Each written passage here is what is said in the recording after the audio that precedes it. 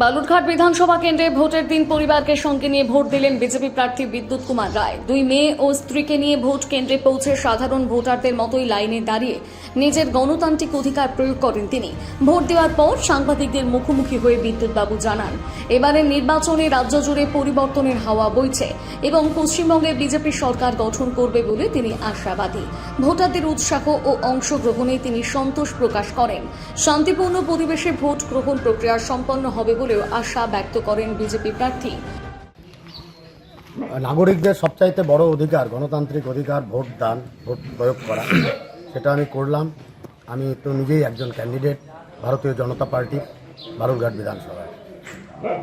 পরিবারে দেখলাম 2 মেয়েকে নিয়ে পরিবারে এসেছি, আমার 2 মেয়ে, স্ত্রী এবং আমি। সকাল সকাল ভোট কেন?